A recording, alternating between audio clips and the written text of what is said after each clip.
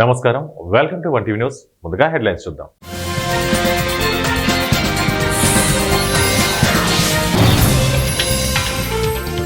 పార్వతీపురం మన్యం జిల్లాలో సంక్రాంతి పండుగల mega parents teachers ఆత్మీయ సమావేశం నిర్వహణ.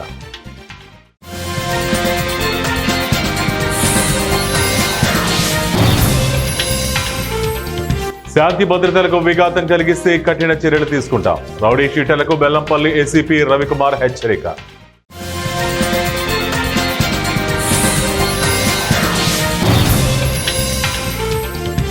మెగా పేరెంట్స్ టీచర్ సమావేశాలు విద్యా వ్యవస్థలో విప్లవానికి నాంది. ప్రభుత్వ చీఫ్ విప్ ఆంజనేయులు.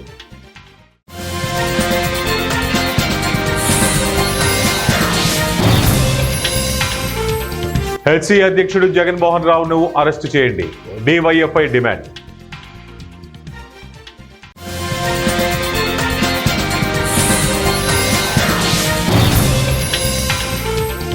ఎర్రచందనం అక్రమ రవాణా చేస్తున్న ఇరువురిని అదుపులోకి తీసుకున్నాం. చిత్తూరు డిఎఫ్ఓ గురు ప్రభాకర్ వెల్లడి. రాష్ట్ర ప్రభుత్వం ప్రతిష్టాత్మకంగా నిర్వహిస్తున్న మెగా పేరెంట్స్ ఆత్మీయ సమావేశ కార్యక్రమం కడప జిల్లా బద్వేలు ఎస్కేపీ జెడ్పీ హైస్కూల్లో హెడ్ మాస్టర్ గాజులపల్లి వెంకట సుబ్బారెడ్డి ఆధ్వర్యంలో ఘనంగా నిర్వహించారు. ఈ కార్యక్రమానికి ముఖ్య అతిథులుగా బద్వే తహసీల్దార్ ఉదయ్ భాస్కర్ రాజు, ఫారెస్ట్ రేంజర్ నయీం అలీ, ఉపాధ్యాయులు హాజరై ప్రసంగించారు. ఈ సందర్భంగా వారు మాట్లాడుతూ కూటమి ప్రభుత్వం వచ్చిన తర్వాత విద్యా వ్యవస్థలో సమూల మార్పులకు శ్రీకారం చుట్టారన్నారు.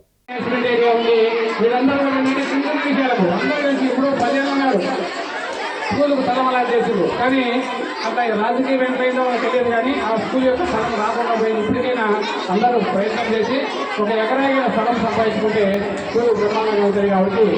కాబట్టి అందరికీ కూడా మొదటిసారి ఈ కార్యక్రమానికి వచ్చినందుకు ధన్యవాదాలు తెలుపుతూ thank you sir. Master sir, ఇప్పుడు మన పాఠశాల ప్రధానోపాధ్యాయులు గారు శేషాద్రి గారు ప్రసంగిస్తారు.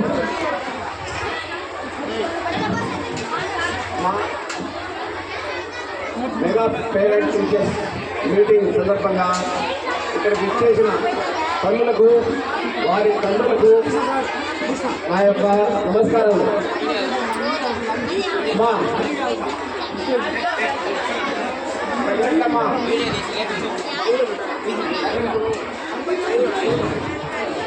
వెంటనే ప్రభుత్వం మీకు మంచి గౌరవం ఇవ్వాలని, తల్లికి మాత్రం అంటే డబ్బు అసలంగా తన ఉద్దేశం. ఒకటి, ఆ పిల్లలకు చదివించినప్పుడు ప్రభుత్వ పరంగా కొంచెం సహకారం ఇస్తాను. అందులో భాగంగానే ఇంకొకటి, పిల్లలు సక్రమంగా పాఠశాలకు రావాలి. ఇంకోటి, డ్రాప్అవుట్స్ తగ్గించాలండి. మీరు చాలా మంది పిల్లలు ఇచ్చినట్టుంటే ఆ పిల్లల్ని ఏదో పని పంపిస్తున్నామా, ఆ పని పంపకుండా అందుకట్టవేయాలండి. ప్రభుత్వం ఈ యొక్క తల్లికి వందనం అనే పేరుతో ఆ నెలకు 15,000 సంవత్సర రూపాయలు డబ్బు ఇస్తున్నది. దాన్ని సరిపోదు. అయినా అది ఒక ఏటీఎంకు సమీక్ష ఉపయోగించుకొని పిల్లలను బాగా డెవలప్ చేసుకొని మంచి పౌరులుగా అంతో ఇంత రేపు భవిష్యత్తులో మీకు అన్నం పెట్టేటట్టు ప్రతి తల్లికి. పార్వతీపురం మన్యం జిల్లాలో సంక్రాంతి పండుగల మెగా పేరెంట్స్ అండ్ టీచర్స్ ఆత్మీయ సమావేశాలను అధికారులు నిర్వహించారు. ప్రతి పాఠశాలలో ఉన్నతమైన విద్యను అందించేందుకు విద్యా వ్యవస్థలో ప్రభుత్వం తీసుకొచ్చిన మార్పులను తల్లిదండ్రులకు వివరించారు. అలాగే పాఠశాలలో ఈ విద్యా సంవత్సరానికి గాను విద్యార్థుల కోసం చేయాల్సిన కార్యక్రమాలను వారి తల్లిదండ్రులతో చర్చించి వారి సూచనలను ఉపాధ్యాయులు సేకరించారు. పాఠశాలలో విద్యార్థుల తల్లిదండ్రులతో ఆటల పోటీలను, పలు సాంస్కృతిక కార్యక్రమాలను, మహిళలకు రంగవల్లుల పోటీలు నిర్వహించడంతో మన్యం జిల్లాలో ఒక సందడి వాతావరణం నెలకొంది.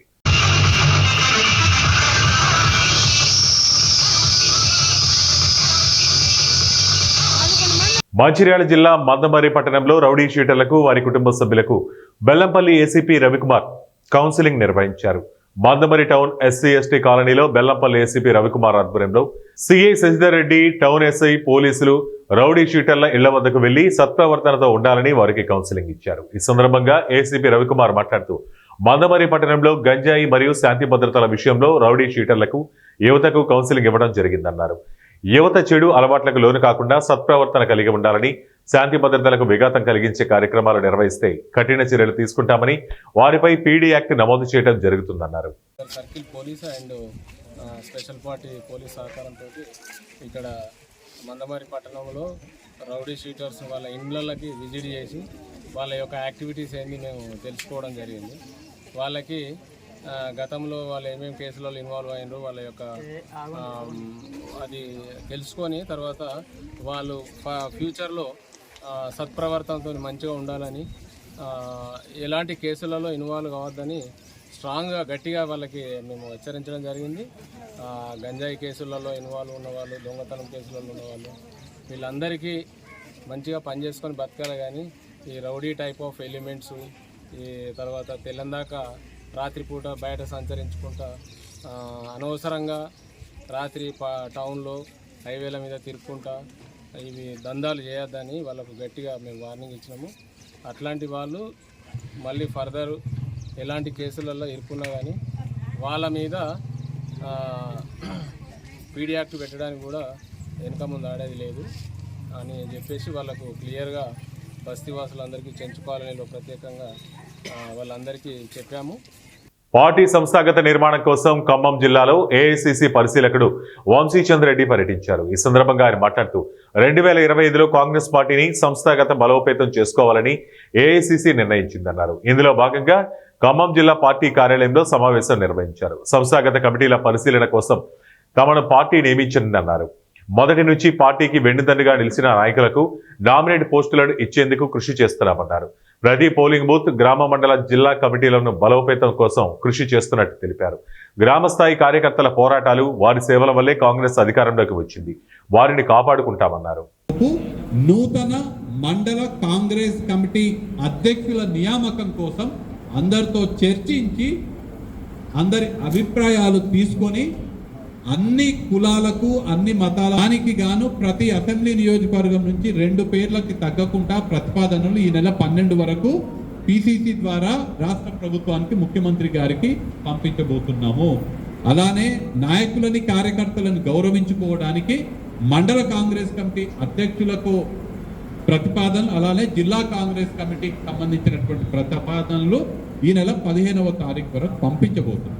అయితే దీంట్లో నేను పాత్రికేయ మిత్రులకు ఇంకొక ముఖ్య విషయం తెలియజేయదలుచుకున్నాను. కాంగ్రెస్ పార్టీ కేవలం కాంగ్రెస్ పార్టీ మాత్రమే భారతదేశంలో అన్ని వర్గాలకు, అన్ని మతాలకు, అన్ని కులాలకు, అన్ని వయసుల వాళ్లకు అందరికీ కూడా రాజకీయాలలో అత్యంత ప్రాధాన్యత ఇచ్చేటువంటి పార్టీ. ఇవాళ మా పార్టీ జాతీయ అధ్యక్షుడిగా ఒక దళిత వర్గానికి చెందినటువంటి మల్లికార్జున ఖార్గే గారు ఉన్నారు. మా రాష్ట్ర ముఖ్యమంత్రిగా అగ్రవర్ణాలకు చెందినటువంటి వ్యక్తి ఉంటే, ఉప ముఖ్యమంత్రిగా మన ఖమ్మం జిల్లా ముద్దుబిడ్డ అయినటువంటి బట్టి విక్రమార్క గారు ఉన్నారు. ముఖ్యమంత్రితో సమానమైనటువంటి పదవైనటువంటి పిసిసి అధ్యక్షులుగా ఒక బడుగు బలహీన వర్గాలకు చెందినటువంటి మహేష్ కుమార్ గౌడ్ గారు ఉన్నారు. ఇది కాంగ్రెస్ పార్టీ యొక్క సిద్ధాంతము.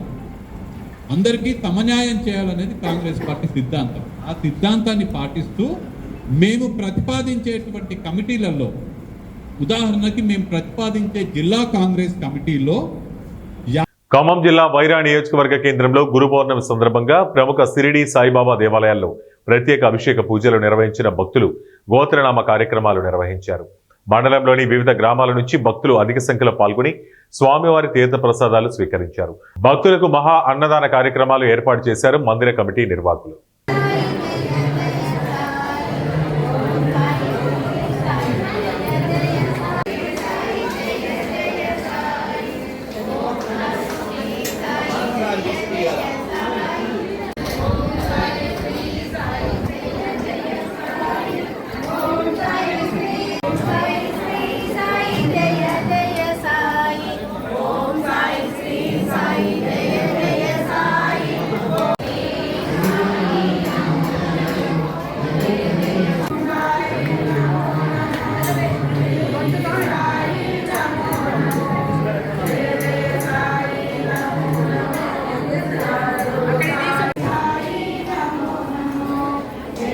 బాగ్ అంబర్పేట మహిళా కాంగ్రెస్ కార్యాలయంలో హైదరాబాద్ జిల్లా మహిళా కాంగ్రెస్ కమిటీ సమీక్షా సమావేశం నిర్వహించారు. ఈ కార్యక్రమానికి Khairatabad district Mahila Congress president Shambula Ushasri, Srikanth Goud, state vice president Suguna Reddy, state general secretary Jyothi పాల్గొన్నారు. ఈ సందర్భంగా శంబుల ఉషశ్రీ, శ్రీకాంత్ గౌడ్ మాట్లాడుతూ కాంగ్రెస్ మహిళలకు పెద్దపీట వేసిందని, రాబో కాలంలో మరింత కష్టపడి కాంగ్రెస్ ను ప్రగతి పదంలో నడిపిస్తానని, కొత్తగా ఎన్నికైన సోదరీమణులకు దిశానిర్దేశం చేశారు. ఏర్పడి 1 సంవత్సర కాలం గడుస్తుంది. ఈ సంవత్సరాల కాలంలో రాష్ట్ర ప్రభుత్వం ఎన్నో సంక్షేమ పథకాలని అమలు చేయడం జరిగింది. అందులో భాగంగా మహిళలకు ఎంతో పెద్దపీట వేశారు రాష్ట్ర ముఖ్యమంత్రి రేవంత్ రెడ్డి గారు. ఈ డ్వాక్రా మహిళలకి గాని మరియు వాళ్ళకి 100 బస్సులకి యజమాన్యాలను చేశారు ఈసారి రేవంత్ రెడ్డి గారు. అలాగే మా రైతుల గురించి కూడా రైతు బంధుని ఇస్తున్నాడు. అలాగే రైతు రుణమాఫీ కూడా చేయడం జరిగింది. మహిళలకి ఉచిత బస్సు ప్రయాణమే గాని, అలాగే ఉచిత కరెంటు గాని, మా ఆరోగ్యశ్రీ కింద 10 లక్షల ఉచిత బీమా గాని, ఇలా ఎన్నో సంక్షేమ పథకాలని రాష్ట్ర ప్రభుత్వం వచ్చిన సంవత్సరాల కాలంలోనే ఇవన్నిటిని కూడా, అలాగే ఉద్యోగాలు కూడా ఇవ్వడం జరిగింది. స్టూడెంట్స్ కి కూడా ఉచిత 5 లక్షలు చదువుకి సంబంధించి 5 లక్షల బీమాను కూడా ఇవ్వడం జరుగుతుంది. ఇవన్నీ కూడా సంక్షేమ పథకాలు ఒకటి చేయడం జరుగుతుంది. ఇవన్నిటిని దృష్టిలో పెట్టుకొని కాంగ్రెస్ ప్రభుత్వం మీద ప్రజలకు కూడా ఎంతో నమ్మకం కలిగింది. ఎందుకంటే గత ప్రభుత్వం 10 సంవత్సరాలలో చేయలేని పని. హైదరాబాద్ లోని ఉప్పల్ రాజీవ్ గాంధీ అంతర్జాతీయ క్రికెట్ స్టేడియం వద్ద డివైఎఫ్ఐ ఆధ్వర్యంలో ఆందోళన చేపట్టారు. ఐపీఎల్ టికెట్ల విషయంలో అక్రమాలకు పాల్పడ్డ హెచ్సీ అధ్యక్షుడు జగన్మోహన్ రావుని హెచ్సీ కార్యవర్గాన్ని బర్తరఫ్ చేయాలని డిమాండ్ చేశారు. వ్యాపారవేత్తలకు హెచ్సీ అధ్యక్ష పదవి ఇవ్వడానికి తీవ్రంగా ఖండించారు. సిఐడి విచారణలో హెచ్సీ అధ్యక్షుడు అక్రమాలకు పాల్పడినట్లు తెలుస్తున్నందున రాష్ట్ర ప్రభుత్వం వెంటనే హెచ్సీ అధ్యక్షుడు జగన్మోహన్ రావును, సీఈఓని, హెచ్సీఏ సెక్రటరీ, జాయింట్ సెక్రటరీలను కఠినంగా శిక్షించాలని డిమాండ్ చేశారు. ఈ కార్యక్రమంలో డివైఎఫ్ఐ రాష్ట్ర కార్యదర్శి అణగంటి వెంకటేష్, రాష్ట్ర ఉపాధ్యక్షులు జావీద్, రాష్ట్ర నాయకులు ఆర్ఎల్ మూర్తి, విజయ్ తదితరులు పాల్గొన్నారు. హైదరాబాద్ క్రికెట్ అసోసియేషన్ సభ్యులను అవినీతి అక్రమాలకు పాల్పడ్డ హైదరాబాద్ క్రికెట్ అసోసియేషన్ సభ్యులను శిక్షించాలి. అవినీతి అక్రమాలకు పాల్పడిన హెచ్సీఎఫ్ సభ్యులను. మ్యాచ్లు జరిగేటప్పుడు ఇలాంటి కుంభకోణాలు జరిగినప్పుడు దేశవ్యాప్తంగా చర్చనీయాంశం జరుగుతుంది. హైదరాబాద్ పరుగు తీస్తున్నారని చెప్పేసి ఈ రోజు డివైఎఫ్ఐగా చెప్తుంది. జగన్మోహన్ రావు ఒక పెద్ద వ్యాపారవేత్త, ఆయన స్కూల్స్ ఉన్నాయి, అలాగే చాలా బిజినెస్ ఉన్నాయి. అలాంటి వ్యక్తిని ఎట్లా ప్రెసిడెంట్ గా పెడతారని చెప్పేసి ఈ రోజు డివైఎఫ్ఐగా ప్రశ్నిస్తున్నాం. అలాగే రాష్ట్ర ప్రభుత్వము, అలాగే ఇక్కడ ఉన్నటువంటి బోర్డు సభ్యులను కూడా తక్షణమే ప్రక్షాళన చేయాలి. ఎవరైతే న్యాయంగా మన క్రికెట్ కోసం లేకపోతే క్రీడా అభివృద్ధి కోసం ఎవరైతే ఉన్నారో వారిని కేటాయించాలని చెప్పేసి డివైఎఫ్ఐగా మేము డిమాండ్ చేస్తున్నాము. తక్షణమే వాళ్ళపైన ఎంక్వైరీ చేయాలి, సిబిఐ ఎంక్వైరీ చేయాలి, వాళ్ళపైన చర్యలు తీసుకోవాలని చెప్పేసి డివైఎఫ్ఐగా మేము డిమాండ్ చేస్తున్నాం. హైదరాబాద్ క్రికెట్ అసోసియేషన్ మొదటి నుంచి కూడా అవినీతి అక్రమాలకు కేర్ ఆఫ్ అడ్రస్ ఇక్కడ ఉన్నది. నిత్యం వార్తల్లో నిలుస్తా ఉన్నది హైదరాబాద్ క్రికెట్ అసోసియేషన్. తాజాగా జరిగినటువంటి ఐపీఎల్ టికెట్ల కొనుగోలు విషయంలో టికెట్లు కేటాయించాలని చెప్పేసి ఎస్ఆర్హెచ్ ను బెదిరించినటువంటి విషయంలో ఇక్కడ హెచ్సీఏ ప్రెసిడెంట్ ఉన్నటువంటి జగన్మోహన్ రావు తన ఆధిపత్యాన్ని ఉపయోగించుకొని ఇక్కడ మ్యాచ్లు జరగకుండా చూడాలని చేసినటువంటి ప్రయత్నంలో ఈరోజు రాష్ట్ర ప్రభుత్వం సిఐడి విచారణ చేపట్టింది. ఇందులో ప్రమేయం ఉన్నటువంటి హెచ్సీఏ ప్రెసిడెంట్ ఉన్నటువంటి జగన్మోహన్ రావు, సిఇఓ, అదేవిధంగా జనరల్ సెక్రటరీ ఉన్నటువంటి రాజేంద్ర యాదవ్ భార్య కవిత ప్రమేయం ఉన్నట్లు ఈ రోజు ఆరోపణలు వస్తా ఉన్నాయి. దీనిపైన విచారణ పారదర్శకంగా జరిపి ఇక్కడ హెచ్సీఏ ప్రెసిడెంట్ ఉన్నటువంటి నీతి అక్రమాలకు కేరాఫ్ గా హైదరాబాద్ క్రికెట్ అసోసియేషన్ ఉంది. ఎప్పుడు హైదరాబాద్ క్రికెట్ అసోసియేషన్ అనేది వివాదాస్పదమైనటువంటి నిర్ణయాలు తీసుకోవడం కానీ అవినీతిలో బట్టబయలవుతున్నటువంటి పరిస్థితి. దేశంలో ఏ క్రికెట్ బోర్డు కానీ ఇలాంటి పరిస్థితి లేనటువంటి పరిస్థితి కేవలం తెలంగాణ రాష్ట్రంలో హైదరాబాద్ క్రికెట్ అసోసియేషనే అవినీతి అక్రమాలు అవుతున్నాయి. వరుసగా జరుగుతుంటే కూడా ప్రభుత్వం దున్నపోతు మీద వర్షం కురిస్తే ఏ రకంగా వ్యవహరిస్తుందో పాలక వర్గాలు కూడా అదే రకంగా వ్యవహరిస్తుంది. తక్షణమే మంత్రి గారు వాకటి శ్రీహరి గారు మీరు జోక్యం చేసుకొని ఈ అవినీతి అక్రమాలకు పాల్పడినటువంటి బోర్డు సభ్యులతో పాటు ఇక్కడ ఉన్నటువంటి అధ్యక్షుని కఠినంగా శిక్షించేటట్టు బర్తరాఫ్ చేసేటువంటి విధంగా నిర్ణయాలు తీసుకోవాలని కూడా ఈ సందర్భంగా మేము డిమాండ్ చేస్తున్నాం. హైదరాబాద్ క్రికెట్ అసోసియేషన్ ఇక్కడ ఉన్నటువంటి గ్రామీణ ప్రాంతంలో ఉన్నటువంటి క్రీడాకారులను జాతీయ అంతర్జాతీయ. చిత్తూరు జిల్లా పులిచెర్ల దగ్గర వాహనాలు తనిఖీ చేసే క్రమంలో ఎర్రచందనం దొంగలు బయటపడటంతో 2 వాహనాలు స్వాధీనం చేసుకుని 2 అనుమానితుల్ని అదుపులోకి తీసుకుని విచారణ చేపట్టగా శేషాచలం అడవుల నుంచి పొంగనూరు మీదుగా బెంగళూరుకు ఎర్రచందనం తరలిస్తూ పట్టుబడ్డారని డిఎఫ్ఐ గురుప్రభాకర్ తెలిపారు. వీరిద్దరూ తిరుపతిలో అంబులెన్స్ డ్రైవర్లుగా పనిచేస్తున్నట్లు గుర్తించామన్నారు. వీరి మీద గతంలో ఎన్నో కేసులు ఉన్నాయని గురుప్రభాకర్ తెలిపారు. స్వాధీనం చేసుకున్న 8 ఎర్రచందనం దొంగలు 2 వాహనాలు మొత్తం 13 లక్షలు విలువ చేస్తాయన్నారు. నిన్నటి దినాన సాయంకాలం రాబడిన సమాచారం మేరకు కొన్ని వెహికల్స్లో ఎర్రచందనం ఇక్కడి నుంచి పులిచెర్ల మీదుగా పులిచెర్ల పొంగనూరు మీదుగా బెంగళూరుకి ఎర్రచందనం తరలించబడుతుందనే సమాచారంతో స్టాఫ్ అందరూ రోడ్స్ కాయడం జరిగింది. దీంట్లో 2 వెహికల్స్లో మొట్టమొదట ఒక వెహికల్, ఒకటి ట్రాన్స్పోర్ట్ వెహికల్, దాంట్లో ఒకటి సడన్గా దాంట్లో వచ్చి ఆగింది. దాన్ని మన సిబ్బంది ఆపడం జరిగింది. దాంట్లో నుంచి సిబ్బందిని చూడడంగానే వెహికల్లో ఉండే ఒకతను దూకి పారిపోవడం జరిగింది. ఆ వెహికల్ని చెక్ చేస్తుండగానే వెంటనే మరీ వెనక ఇంకొక వెహికల్ దూరాన్ని వచ్చి ఆగింది. అది చెక్ చేస్తున్నారని తెలిసి మన స్టాఫ్ అలర్ట్ అయిపోయి పరిగెత్తి ఆ వెహికల్ని కూడా గమనించినప్పుడు దాంట్లో కూడా ఎర్రచందనం లాక్స్ ఉన్నాయి. ఈ 2 వెహికల్స్లో ఎర్రచందనం లాక్స్ ఉన్నాయి. యాక్చువల్లీ ఇక్కడ లోడ్ చేసుకొని మరి ఇంకొక దారిలో ఇంకొక పాయింట్లో ఎర్రచందనం లోడ్ చేసుకొని బెంగళూరుకు ట్రాన్స్పోర్ట్ చేయాల్సినది వీళ్ళది నెట్వర్క్ వాస్తవంగా. కాకపోతే దీంట్లో ఇన్వాల్వ్ అయిన వాళ్ళు రూయా హాస్పిటల్లో అంబులెన్స్ డ్రైవర్లుగా పనిచేసేవాళ్ళు, తిరుపతికి చెందిన వాళ్ళు. దీంట్లో ఒక మెయిన్ ముద్దాయి ఒకతను తప్పించుకొని పారిపోవడం జరిగింది. ఈ 2 వెహికల్స్ ఎర్రచందనం ముఖ్యంగా పక్కన చుట్టుపక్కల వాళ్ళ దగ్గర వేరే పేరు చెప్పి ఆ వెహికల్స్ తీసుకుని వచ్చి ట్రాన్స్పోర్ట్ చేయడం, ఎర్రచందనంకి ఉపయోగించడం అనేది జరిగింది. ఇది సామాన్యంగా వీళ్ళు రూయా హాస్పిటల్లో అంబులెన్స్ డ్రైవర్లుగా పనిచేస్తున్న వాళ్ళు ఈ ఎర్రచందనం మీద దీంట్లో దుర్బుద్ధి పుట్టి ఇవి ఎర్రచందనం ట్రాన్స్పోర్ట్ చేస్తున్నప్పుడు మనం పట్టుకోవడం జరిగింది. దీంట్లో 2 వెహికల్స్ దాదాపు 7 లక్షల రూపాయలు విలువ చేస్తాయి. పట్టుబడిన ఎర్రచందనం దాదాపు 200 కేజీలు దాకా ఉంది. ఇది 6 లక్షల రూపాయల దాకా విలువ చేస్తుంది. మొత్తం పట్టుబడిన ఈ ఫారెస్ట్ ప్రొడ్యూస్ వెహికల్స్ అంతా కలిపి 13 లక్షలు విలువ. రాష్ట్ర ప్రభుత్వం మంత్రి లోకేష్ ప్రతిష్టాత్మకంగా చేపట్టిన మెగా పేరెంట్స్ టీచర్స్ మీటింగ్లు విద్యా వ్యవస్థలోని విప్లవాత్మానికి నాందిగా నిలవబోతున్నాయని చీఫ్ విప్ వినుకొండ ఎమ్మెల్యే జీవి ఆంజనేయులు అన్నారు. 5 ఏళ్ల వైకాపా పాలనలో అన్ని విధాలుగా దెబ్బతిన్న పాఠశాల విద్యకు కొత్త ఊపిరిలు ఇవ్వడంతో పాటు 5 ఏళ్లలో దేశంలోని ఆదర్శంగా నిలిపేందుకు ఇలాంటి కార్యక్రమాలు ఎంతో దోహదం చేస్తాయన్నారు. వినుకొండ 1వ వార్డులోని బాలికల ఉన్నత పాఠశాలలో గురువారం నిర్వహించిన తల్లిదండ్రులు ఉపాధ్యాయుల మెగా సమావేశంలో చీఫ్ విప్ జీవి ఆంజనేయులు పాల్గొన్నారు. ఈ సందర్భంగా విద్యార్థులతో ముచ్చరించి భవిష్యత్తులో ఏం కావాలనుకుంటున్నారని అడిగి తెలుసుకున్నారు.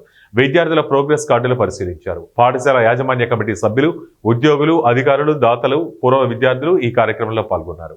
గత ప్రభుత్వం ఇంగ్లీష్ మీడియం అని చెప్పేసి కొన్ని చోట్ల పిల్లలకి అర్థం కాని పరిస్థితిలో ఈ రోజు గత ప్రభుత్వం చేసినట్టు అనాలోచన నిర్ణయం వలన, గతంలో వైసీపీ పాలన వలన దేశంలో 3వ ర్యాంకులో ఉన్నటువంటి ఆంధ్రప్రదేశ్ విద్యా వ్యవస్థలో దేశంలో 19వ స్థానాన్ని పడిపోయింది. దేశంలో 19వ స్థానాన్ని పడిపోవడం చాలా బాధాకరం. 3వ స్థానంలో ఉన్న రాష్ట్రాన్ని విద్యా వ్యవస్థ ప్రమాణాల్లో 19వ స్థానానికి దిగదార్చారు గత పాలకులు. అలాగే ఈ రోజు మళ్ళీ విద్యా ప్రమాణాలు పెంచడానికి స్కూల్లో అనేక నూతన విద్యా విధానాలని వరవడి తీసుకొచ్చినటువంటి మంత్రి లోకేష్ గారిని ఈ రోజు ప్రజలందరూ, పేరెంట్స్ అందరూ అభినందనలు తెలియజేస్తున్నారు. అలాగే వర్చువల్ మీటింగ్స్, అలాగే పిల్లల్ని ఒక మంచి నాయకత్వ లక్షణాలతోటి, మంచి విద్యా ప్రమాణాలతోటి ఈ రోజు ముందుకు తీసుకెళ్తా ఉన్నారు. అలాగే తల్లికి వందన పథకం ప్రతి బిడ్డకి ఇస్తున్నారు. 2 బిడ్డలుంటే 2 బిడ్డలకి, ఓ తల్లిదండ్రులు 4 బిడ్డలుంటే 4కి ఈ తల్లికి వందన పథకం అందజేస్తా ఉన్నారు. రాష్ట్రంలో 75 లక్షల మందికి ఈ రోజు తల్లికి వందన పథకం ఇవ్వడం. శ్రీ సత్యసాయి జిల్లా పుట్టపర్తిలోని కొత్త చెరువు జెడ్పీ పాఠశాలలో నిర్వహించిన మెగా పేరెంట్స్ టీచర్ మీటింగ్ లో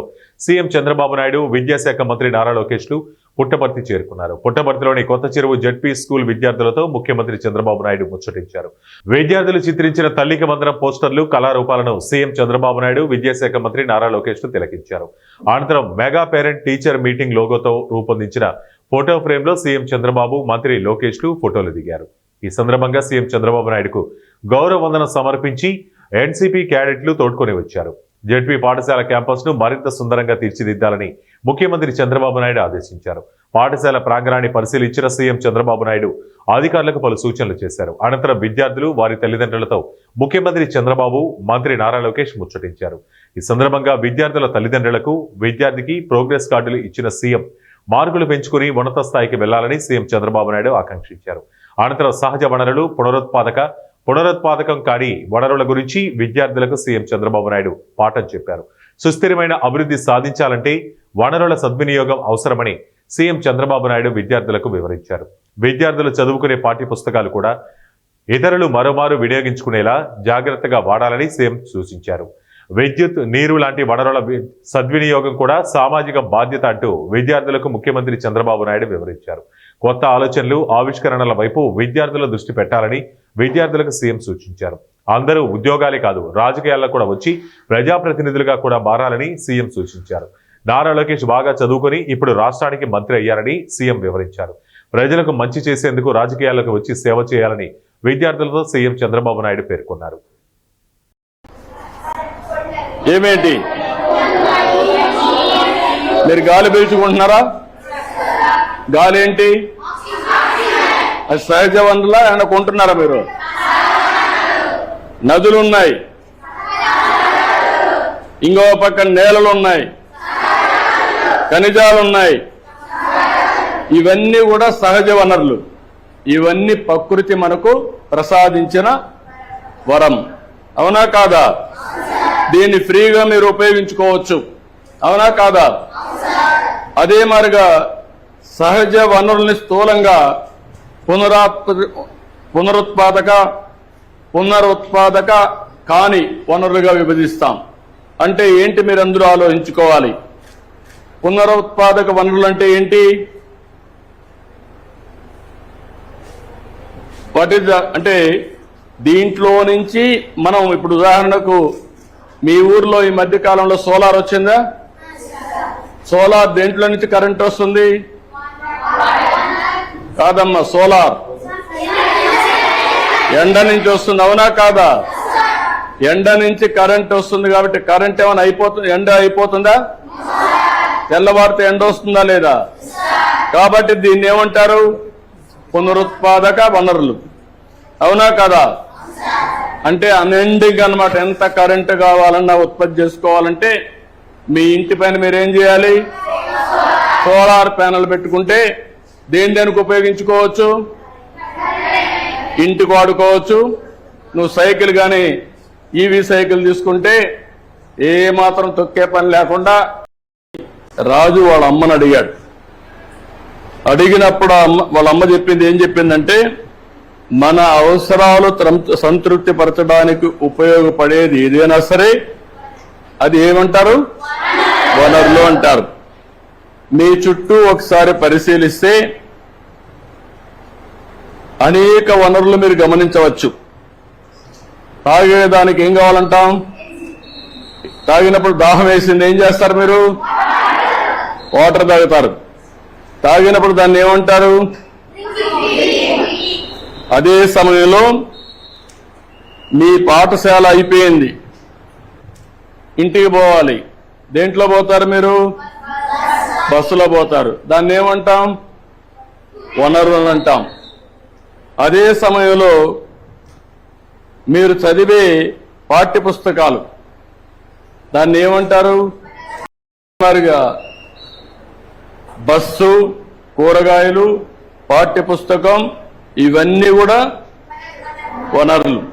ఇవన్నీ కూడా తయారు చేసినప్పుడు నేరుగా కానీ వస్తువులతో తయారు చేస్తారు. అవునా కాదా అని అడుగుతున్నా మిమ్మల్ని. ఇది రావడానికి తయారు చేసే అన్ని కూడా వనరులే. అవునా కాదా? కాబట్టి ఏదైనా ఒక వస్తువు వనరులుగా ఏ విధంగా మారుతుంది అని రాజుకు అనుమానం వస్తుంది. రాజుకు అనుమానం వస్తే వాటికి విలువ ఉన్నప్పుడే వస్తువులు వనరులుగా మారుతాయి. ఉపయోగం ఉన్నప్పుడే వనరులు అనుకుంటాం. ఉపయోగం లేకపోతే మనం అది వనరులుగా పరిగణించాం. అవునా కాదా? అంటే విలువ ఉంటేనే వనరులు, విలువ లేకపోతే అది వనరులు కాదనేది మన అభిప్రాయం. అవునా కాదా? అంటే ఒకసారి ఈరోజు కొన్ని వేల సంవత్సరాల నుంచి భూమిలో బొగ్గు వస్తుంది. అవునా కాదా? సహజ వనరులు వాయువు వస్తుంది, పెట్రోల్ వస్తుంది. ఇవన్నీ ఎక్కడి నుంచి వస్తాయి? భూమిలో నుంచి వస్తాయి. అవి ఎన్ని సంవత్సరాలు, కొన్ని యుగాలుగా, తరాలుగా ఉండి అక్కడి నుంచి అభివృద్ధి అవుతాయి. అవునా కాదా? అది దీన్ని ఈ రెండు కూడా మనం గుర్తుపెట్టుకోవాల్సింది. ఇలాంటివన్నీ కూడా మీకు ఒక ఐడియా ఉండాల్సిన అవసరం ఉంది.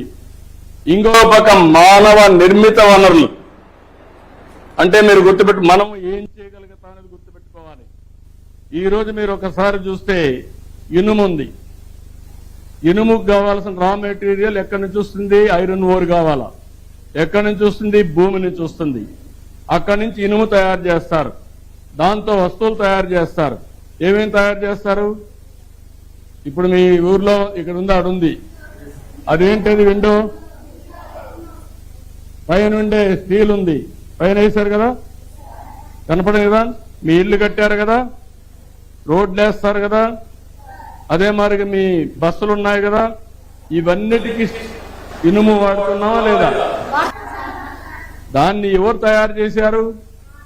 మానవుడు తయారు చేశాడు విజ్ఞానంతో. అవునా కాదా? మన పిల్లల్ని తీర్చిదిద్ది జ్ఞానాన్ని ఇచ్చే పుణ్యక్షేత్రం పాఠశాలని ఏపీ సీఎం చంద్రబాబు నాయుడు తెలిపారు. పాఠశాలలు పవిత్ర దేవాలయాలని అన్నారు. శ్రీ సత్యసాయి జిల్లా కొత్త చెరువు జెడ్పీ పాఠశాలలో మెగా పీటీఎం 2.0 కార్యక్రమం నిర్వహించారు. పేరెంట్స్ టీచర్ల మెగా సమావేశంలో సీఎం పాల్గొన్నారు. విద్యార్థులు తల్లిదండ్రులకు ఆయన సూచనలు ఇచ్చారు. డిజిటల్ తరగతి గదుల్లో విద్యార్థులతో ముచ్చటించారు. ఈ సందర్భంగా చంద్రబాబు మీడియాతో మాట్లాడుతూ తాను అనుకునే లక్ష్యాన్ని నెరవేరుస్తాననే ధైర్యం